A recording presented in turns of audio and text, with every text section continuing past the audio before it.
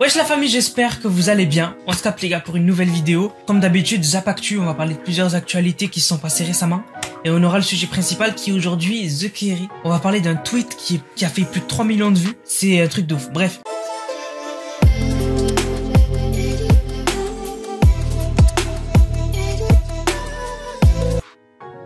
Tout d'abord, on va parler d'Andrew Tate.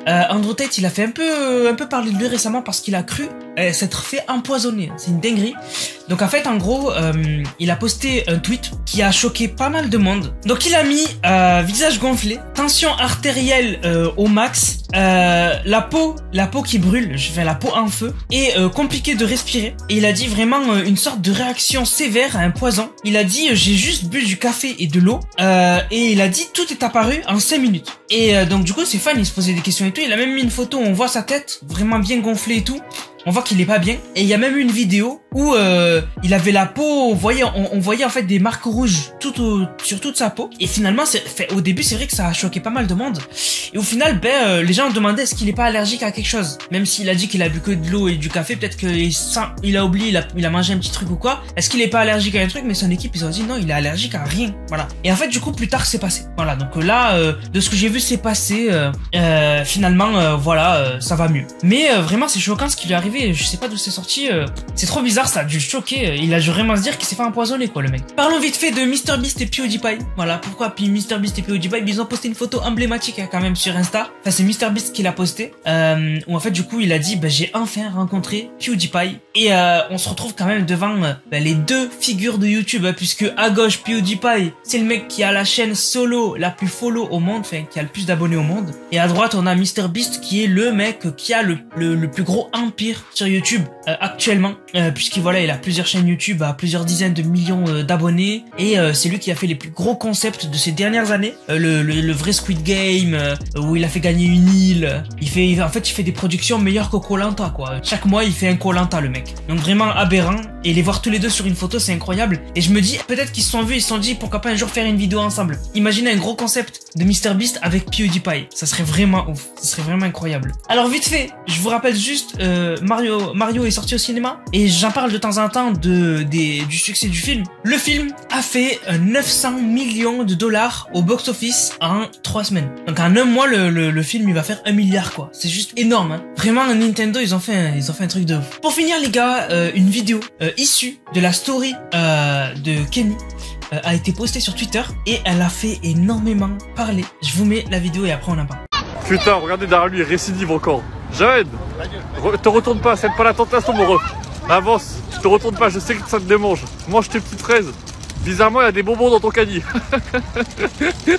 Donc vous l'avez vu, la vidéo en fait elle est super simple, et en fait elle a fait énormément parler. Donc la vidéo sur Twitter elle a été vue 682 000 fois, et le tweet il a été vu 3,1 millions de fois. C'est énorme, il a tourné partout sur Twitter. Et en fait du coup les gens n'ont pas aimé l'humour qui est fait derrière tout ça en fait. Je vous montre les réactions des gens. Donc on a NBL, donc Nabil j'imagine, qui dit voilà, c'est pas drôle, ceux qui rient de ça vous êtes des... Voilà, vous avez lu. On a So qui dit tweet pas risqué du tout, les gens amusés par l'humour à caractère sont à enfermer. On a ZZ qui dit Kenny c'est une très mauvaise fréquentation pour TK. TK il pourrait avoir une femme au bled bien tranquille, mais à cause des gens comme Kenny, rien ne le fait avancer. On a Eleonore qui dit trop marrant de rire de la bande de déchets, ça vient jouer les défenseurs, mais dès que ce sont vos petits youtubeurs ça vous fait rire, hypocrite. Mais moi le tweet qui m'a le plus fait mal, c'est celui-là du Louai qui dit cet homme me manque. The Kerry, j'ai l'impression qu'il s'est perdu pendant son aventure sur YouTube. Il s'est perdu dans son aventure YouTube. Et en fait, je me dis pas que c'est triste aujourd'hui de le voir comme ça, parce que le The Kerry d'aujourd'hui, il a traversé quand même quelque chose que pas beaucoup de gens, je pense, auraient traversé, parce qu'il a fait une erreur. C'est sûr et certain, il a fait une énorme erreur dans sa vie. Et d'ailleurs, récemment, même Bassem, il en a reparlé. J'avais vu le tweet tourner. En fait,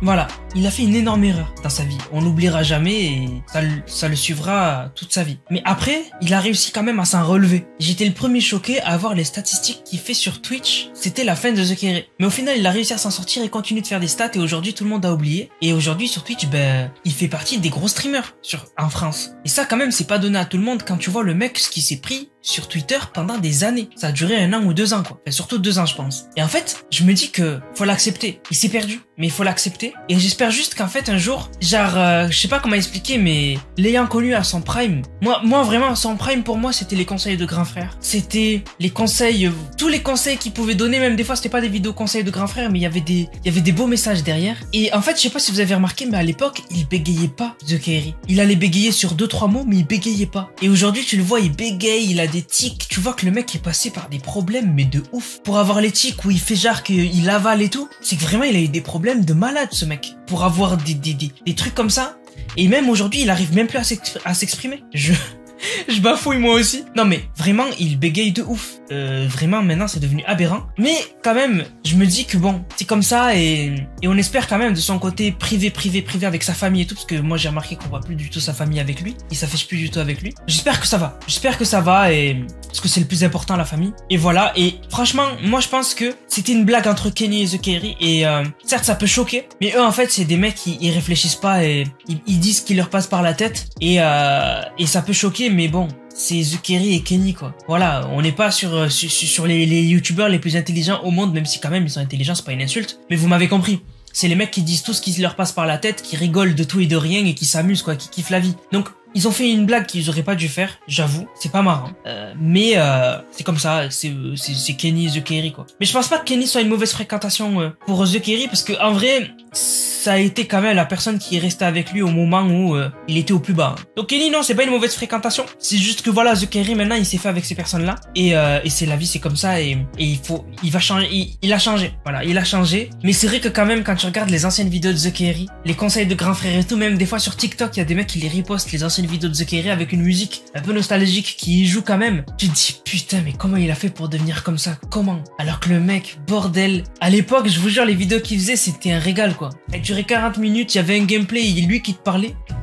C'était incroyable. Donc voilà. Mais bon, c'était une époque. C'était une époque. Du coup, la famille, voilà, c'était un peu mon avis sur la polémique autour de The Kairi et Kenny. Voilà. J'espère que la vidéo vous a plu. Si c'est le cas, n'hésitez surtout pas à liker, commenter, partager. On se capte les gars pour une prochaine vidéo. C'était Nanas, prenez soin de vous. Bang, bang, bang.